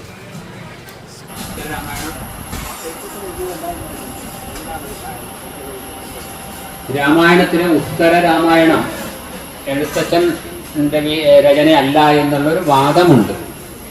അതിന് രണ്ട് തരത്തിലുള്ള വാദമുണ്ട്. എഴുത്തച്ഛൻ്റെതാണെന്നുണ്ട്, അല്ല എന്നുണ്ട്. കാരണം ഉത്തര രാമായണം ഉത്തരകാണ്ഡം വരെ, യുദ്ധകാണ്ഡത്തിന്റെ അവസാനം വരെ നോക്കുമ്പോൾ എഴുത്തച്ഛൻ്റെ ഒരു ശൈലി നോക്കുമ്പോഴുള്ള ശൈലി ഉത്തര രാമായണത്തിൽ നിന്നും വ്യത്യസ്തമായിട്ട് കാണുന്നു. ആ ശൈലി വായിക്കുന്നവർക്കൊക്കെ കൃത്യമായിട്ട് അറിയാം. അപ്പം ആ യുദ്ധകാണ്ഡം വരെയുള്ള ഒരു ശൈലി, ഒരു ഭക്തിയുടെയും അല്ലെങ്കിൽ ആ ഒരു ഈണത്തിൻ്റെയും എല്ലാം നോക്കുമ്പോൾ അതിൽ നിന്ന് അല്പം വ്യത്യസ്തമാണ് ഉത്തര കാണ്ഡത്തിലുള്ള വരികൾ. അപ്പം അതുകൊണ്ട് തന്നെ അത് എഴുത്തച്ഛൻ യുദ്ധകാണ്ഡം വരെ എഴുതി നിർത്തി, അതിനപ്പുറം എഴുതിയിട്ടുണ്ടാവില്ല എന്നുള്ള ഒരു അഭിപ്രായമുണ്ട്. എന്നല്ല ചിലർ പറയും എഴുത്തച്ഛൻ പരമഭക്തനാണ്. പരമഭക്തനായ എഴുത്തച്ഛൻ ഒരിക്കലും രാമൻ സരയുവിൽ പോയി ശരീരം ഉപേക്ഷിച്ച് സ്വർഗത്തിലേക്ക് പോയി എന്നൊന്നും എഴുതാൻ ബുദ്ധിമുട്ടാണ് എഴുത്തച്ഛനെ സംബന്ധിച്ച്. എഴുത്തച്ഛൻ്റെ ഹൃദയത്തിൽ രാമൻ എപ്പോഴും ഉണ്ട്. അതുകൊണ്ട് ആ ഭാഗം എഴുത്തച്ഛൻ എഴുതിയിട്ടുണ്ടാവില്ല. പക്ഷെ അത് പൂർത്തിയാകണമെങ്കിൽ വാൽമീകി രാമായണത്തിൽ ഉത്തരകാണ്ഡം എന്നതുപോലെ തന്നെ ഇവിടെ പൂർത്തിയാകണമെങ്കിൽ ഇതുകൂടി ഉണ്ടാവണം. അപ്പോൾ പിന്നീട് ഏതോ ഒരു മഹാത്മാവ് അത് എഴുതി ചേർത്ത് ഇതിൻ്റെ കൂടെ ചേർത്തു. പക്ഷേ അദ്ദേഹത്തിൻ്റെ ധർമ്മബോധം കൊണ്ട് അദ്ദേഹം അത് ഒരു പ്രത്യേകമായിട്ട് തന്നെ ഒരു മാറ്റി വെച്ചു രാമായണത്തിൽ, ഇതിൻ്റെ കൂടെ ചേർക്കാതെ. കാരണം എഴുത്തച്ഛൻ്റെ സ്വർണ്ണനൂലിൻ്റെ കൂടെ എൻ്റെ വാഴനൂല് വേണ്ട എന്നുള്ള ഒരു ചിന്ത കൊണ്ടായിരിക്കുമോ എന്നറിയില്ല. പക്ഷേ ഉത്തരരാമായണത്തിലെ വരികളൊന്നും അത്ര മോശമൊന്നുമല്ല, വളരെ നല്ലത് തന്നെയാണ്. എങ്കിലും മഹാപണ്ഡിതന്മാരുടെ ദൃഷ്ടിയിൽ നോക്കുമ്പോൾ ചില വ്യത്യാസങ്ങൾ അതിൽ കാണുന്നത് കൊണ്ട് അത് വേറെ ഏതോ ഒരു മഹാത്മാവ് പിന്നീട് എഴുതി ചേർത്തതായിരിക്കാം എന്നുള്ള ഒരു ചിന്തയുണ്ട്, ഒരു അഭിപ്രായമുണ്ട്. അല്ലാതെ എഴുത്തച്ഛൻ തന്നെ എഴുതിയതാണെന്നുള്ള അഭിപ്രായമുണ്ട്. കാരണം എപ്പോഴാണ് നമുക്ക് അധ്യാത്മരാമായണം കിട്ടാൻ തുടങ്ങിയത്, അക്കാലം മുതലേ ഇതും അതിൻ്റെ കൂടെ തന്നെ ഉണ്ട്. അപ്പം അതുകൊണ്ട് ഇതാണോ അല്ലയോ എന്ന് ഉറപ്പിച്ച് പറയാൻ പറ്റാത്ത അവസ്ഥയാണ്. പിന്നെ വാൽമീകി രാമായണത്തിലും ഉത്തരകാണ്ഡത്തിലെ പലതും പ്രക്ഷിപ്തമാണ് എന്നും പറയുന്നു. പിന്നീട് പലരും കൂട്ടിച്ചേർത്തതാണ്. ഈ ജംബൂകവധം പോലുള്ളതൊക്കെ പിന്നീട് ആരൊക്കെയോ കൂട്ടിച്ചേർത്തതാണ്. ഒരിക്കലും അത് രാമായണത്തിൻ്റെ മൂലരാമായണത്തിൻ്റെ ഭാഗമായിട്ടുള്ള ആശയമല്ല എന്നും ഉള്ള അഭിപ്രായങ്ങളുണ്ട്. അത് അധ്യാത്മരാമായണം പുരാണ അന്തർഗതമായിട്ടാണ് മനസ്സിലാക്കുന്നത്. ബ്രഹ്മാണ്ഡ പുരാണ അന്തർഗതമാണ് വ്യാസഭഗവാനാൽ രചിക്കപ്പെട്ട അധ്യാത്മരാമായണം എന്നാണ് പൊതുവെ പറയുന്ന ഒരാശയം. പക്ഷെ അതല്ല പിന്നീട് ആന്ധ്രയിലെ ഏതോ ഒരു പണ്ഡിതൻ എഴുതിയതാണ് അധ്യാത്മരാമായണം എന്നും പറയുന്നു. ഇത് രണ്ടും നമുക്ക് സ്വീകരിക്കാവുന്നതാണ്. വ്യാസഭഗവാൻ എഴുതിയെന്ന് പൂർണ്ണമായിട്ട് പറയാൻ സാധ്യമല്ല. ഇപ്പൊ 18 പുരാണങ്ങളും വ്യാസഭഗവാൻ എഴുതിയെന്ന് നമ്മൾ വിശ്വസിക്കുന്നുണ്ടെങ്കിലും 18 വ്യാസഭഗവാൻ എഴുതിയതാണോ എന്ന് പൂർണ്ണമായിട്ട് തെളിവുകളോടുകൂടി നമുക്ക് പറയാൻ സാധ്യമല്ല. നമ്മൾ വിശ്വസിക്കുന്നു. അതല്ല, പിന്നീട് ഭക്തി പ്രസ്ഥാനത്തിന്റെ വലിയൊരു ഒഴുക്ക് ഭാരതം അങ്ങോളം ഉണ്ടായ സമയത്ത് പല ഉദാത്തമായ കൃതികൾ, ഇപ്പോൾ തുളസിദാസിന്റെ തുളസി രാമായണം, അങ്ങനെ പലതും ഉദാത്തമായ കൃതികൾ ഉത്തരേന്ത്യയെ സ്വാധീനിച്ച വലിയ ഗ്രന്ഥങ്ങൾ പലതും ഉണ്ടായിട്ടുണ്ട്. തുളസീദാസ രാമായണം ഇന്നും ഉത്തരേന്ത്യയിലെ ജനസമൂഹത്തെ സ്വാധീനിക്കുന്ന കൃതിയാണ്. അപ്പം അതുപോലെ ഏതോ ഒരു മഹാപണ്ഡിതൻ എഴുതിയതായിരിക്കും അധ്യാത്മരാമായണം, എഴുത്തച്ഛന് മുൻപേ. അപ്പോൾ അന്ന് വലിയ പ്രചാരത്തിലായിട്ട് അതായിട്ടുണ്ടാവും. സംസ്കൃതത്തിലാണല്ലോ, അതുകൊണ്ട് ഉത്തരേന്ത്യയിലേക്ക് വലിയ പ്രചാരം കിട്ടിയിട്ടുണ്ടാവും. ആ സംസ്കൃതത്തിലുള്ള അധ്യാത്മരാമായണത്തെ അനുകരിച്ചുകൊണ്ട് എഴുത്തച്ഛൻ തൻ്റേതായിട്ടും കൂടി ലേശം കൂട്ടിച്ചേർത്തിട്ട് മലയാളത്തിൽ അധ്യാത്മരാമായണം ഉണ്ടാക്കി. അതുകൊണ്ട് വ്യാസഭഗവാൻ തന്നെയാണ് എഴുതിയതെന്ന് ഉറപ്പിച്ച് പറയാൻ സാധ്യമല്ല. പക്ഷേ എല്ലാം കൊണ്ടും വളരെ മനോഹരവും ഭവ്യവുമായിട്ടുള്ളതാണ് അധ്യാത്മരാമായണം. ഏതെങ്കിലും ഒരു ഋഷിതുല്യനായ മറ്റൊരു മഹാത്മാവ് എഴുതിയതായിരിക്കാം എന്നേ നമ്മൾ യുക്തിപൂർവ്വം ചിന്തിക്കുമ്പോൾ പറയാൻ സാധിക്കുള്ളൂ.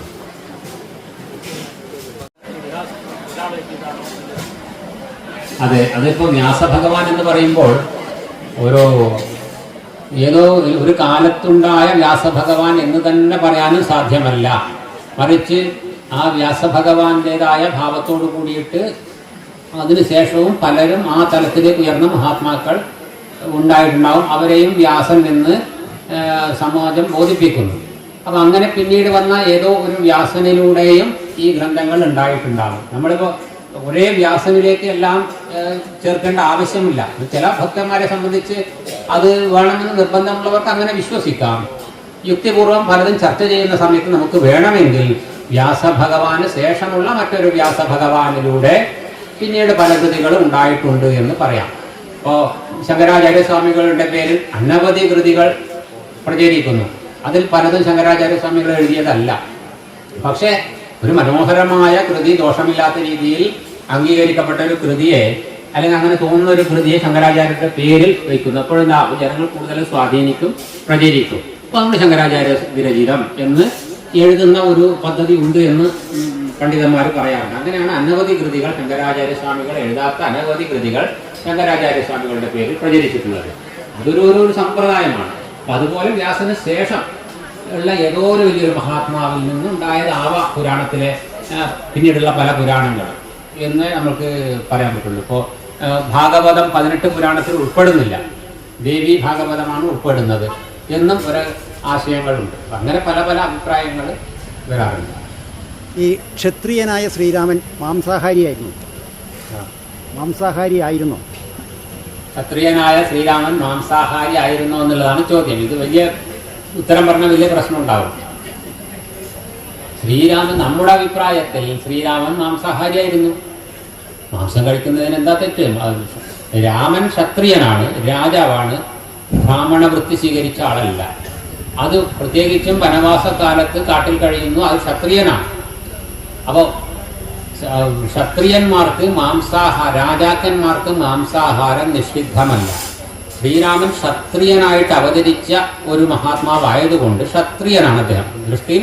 അപ്പോൾ ക്ഷത്രിയനും രാജാവുമായതുകൊണ്ട് ശ്രീരാമൻ മാംസാഹാരം കഴിച്ചിട്ടുണ്ടാവും എന്ന് ആണ് എൻ്റെ അഭിപ്രായം. നിങ്ങൾക്ക് സ്വീകരിക്കാം, സ്വീകരിക്കാതിരിക്കാം, പൂർണ്ണ സ്വാതന്ത്ര്യമുണ്ട്. രാമൻ പല വർഗ്ഗങ്ങളെ കഴിക്കുള്ളൂ, പാലേ കുടിക്കുള്ളൂ എന്നൊക്കെ പറഞ്ഞാൽ അങ്ങനെ ആയിക്കോട്ടെ. ഞാൻ എൻ്റെ അഭിപ്രായം പറഞ്ഞു. രാമൻ മാംസം കഴിച്ചതുകൊണ്ട് ഇവിടെ ഒരു പ്രശ്നവുമില്ല, രാമനൊരു പ്രശ്നവുമില്ല. കാരണം അഗ്നിയിലേക്ക് എന്തിട്ട് കഴിഞ്ഞാൽ അത് ദഹിക്കും. ഇവിടെ ബംഗാളിൽ സന്യാസിമാരും ഇവരൊക്കെ മത്സ്യം കഴിക്കും, ഇന്നും കഴിക്കും. അവിടെ അത് പ്രശ്നമല്ല. അത് അവിടുത്തെ ശീലമാണ് ഭക്ഷണത്തിൻ്റെ. രാമകൃഷ്ണദേവൻ, വിവേകാനന്ദ സ്വാമികളൊക്കെ മത്സ്യം കഴിച്ചിട്ടുണ്ട്. വിവേകാനന്ദ സ്വാമികൾ പുകവലിക്കുമായിരുന്നു നല്ല പോലെ. അതിപ്പോൾ എല്ലാവരും ചെയ്യണമെന്നല്ല പറയുന്നത്. അപ്പോൾ രാമകൃഷ്ണദേവൻ മറ്റ് ശിഷ്യന്മാരൊക്കെ പുകവലിക്കാൻ ഒരു പ്രവണത കണ്ടാൽ വഴക്ക് പറയുമായിരുന്നു. വിവേകാനന്ദൻ ഊതി വിടും. അപ്പോൾ രാമകൃഷ്ണദേവനോട് ചോദിക്കുമ്പോൾ പറയും, അഗ്നികുണ്ഡത്തിലേക്ക് എന്തിട്ടാലും കണക്കന്നെ, അതൊക്കെ ദഹിച്ചു പോകും. അതുപോലെയല്ല നിങ്ങൾ എന്ന് പറയും. അതതിൻ്റെ ആ ഒരു ശക്തി വൈഭവത്തിൽ അതൊന്നും പ്രശ്നമല്ല. അതുകൊണ്ട് അത് എല്ലാവരും സ്വീകരിക്കണം, വേണ്ടവർക്ക് സ്വീകരിക്കാം. പക്ഷേ രാമനെ സംബന്ധിച്ച് അങ്ങനെ ഇപ്പോൾ സീത ഉണക്കാനിട്ട മാംസം, ഉണക്കാനിട്ടത് മറ്റേ പർണശാലയ്ക്ക് മുറ്റത്ത് ഉണക്കാനിട്ട മാംസത്തിലേക്ക് പിന്നെ ഇന്ദ്രന്റെ പുത്രൻ കാക്ക രൂപത്തിൽ വന്ന മാംസം കൊത്തുമ്പോൾ സീത ആട്ടി വന്നു. അപ്പോൾ സീതയെ വന്ന് ആക്രമിച്ചു എന്നൊക്കെ പറയുന്നതൊക്കെ ഭാഗങ്ങൾ രാമായണത്തിൽ കാണും. അവിടെ ആരും അത് വലിയൊരു ചർച്ചയായിട്ട് വെച്ചിട്ടില്ല. ശ്രീരാമൻ മാംസം കഴിക്കുന്നുണ്ടാവും. നിഷിദ്ധമല്ല രാജാക്കന്മാർക്ക് മാംസാഹാരം. ഇന്നിപ്പോൾ പട്ടാളക്കാരന് പച്ചക്കറിയെ പാടുള്ളൂ എന്ന് വെച്ചാൽ പറ്റില്ല. പട്ടാളം പോലീസിലൊക്കെ നോൺ വെജിറ്റേറിയൻ നിർബന്ധമായിട്ടും കൊടുക്കുന്നുണ്ട്. അവരുടെ വിശ്വാസപ്രകാരം കഴിക്കാതിരിക്കാമായിരിക്കും, എനിക്കറിയില്ല നിയമം. പക്ഷേ അത് അവർക്ക് ആവശ്യമാണ്, രജോഗുണം ആവശ്യമാണ്. രാജാവിന് രജോഗുണമാണ് ആവശ്യം, അല്ലാണ്ട് സത്വഗുണമല്ല. അതിനുശേഷം സത്വഗുണം, രജോഗുണത്തിന് താഴെ സത്വഗുണമാണ് രാജാവിന് ആവശ്യം. അതുപോലെ മിലിറ്ററി വിഭാഗത്തിന് രജോഗുണമാണ് ആവശ്യം. അതിനുള്ള ആഹാരവും അവർ കഴിക്കുന്നുണ്ടാവും. ഈ കമ്മിറ്റിയെ സഹായിച്ച എല്ലാവരോടും ഞങ്ങൾക്ക് നന്ദിയുണ്ട്. അതുപോലെ 7 ദിവസം കാറ്ററിംഗ് യൂണിറ്റിലെ ആളുകൾ ഞങ്ങളെ സഹായിക്കുകയുണ്ടായി. അതുപോലെ അവർക്കും പ്രത്യേകം ഞങ്ങൾ നന്ദി രേഖപ്പെടുത്തുകയാണ്. അതുപോലെ പന്തലൊരുക്കി തന്ന ശ്രീ MSN മാത്തൂർ സതീഷ് ഇവിടെ എത്തിയിട്ടില്ല. അദ്ദേഹം എത്താൻ സാധിക്കില്ലെന്ന് പറഞ്ഞിട്ടുണ്ട്. അദ്ദേഹത്തിന് ഞങ്ങൾ കമ്മിറ്റിയുടെ പേരിൽ നന്ദി രേഖപ്പെടുത്തുകയാണ്. അതുപോലെ നമ്മുടെ ഫുഡ് 7 ദിവസമായി ഒരുക്കി തന്ന ശ്രീ അമ്മൻ കാറ്ററിംഗ് ഉടമ ശ്രീ ഗോപി പെരുമുളകര അവർകളോടും അവരുടെ സ്റ്റാഫിനോടും പ്രത്യേകം ഞങ്ങൾ നന്ദി രേഖപ്പെടുത്തട്ടെ.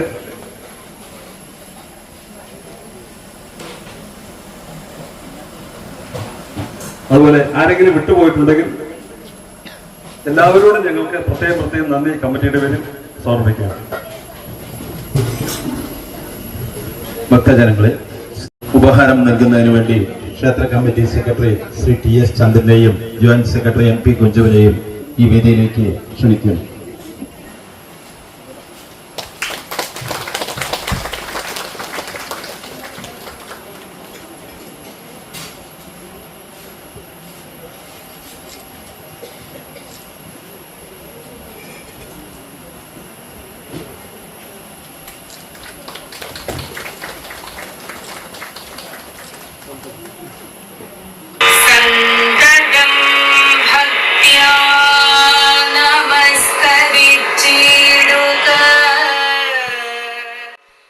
പ്രഭാഷണത്തിന് ശേഷം വാഴയിലയിൽ ചിട്ടയായി വിളമ്പിക്കൊടുക്കുന്ന സദ്യ വളരെ ഗംഭീരമായി.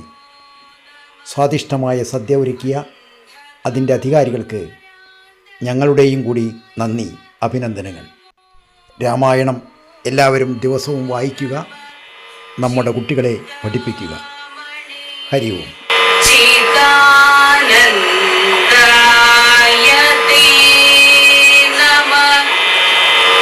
Neha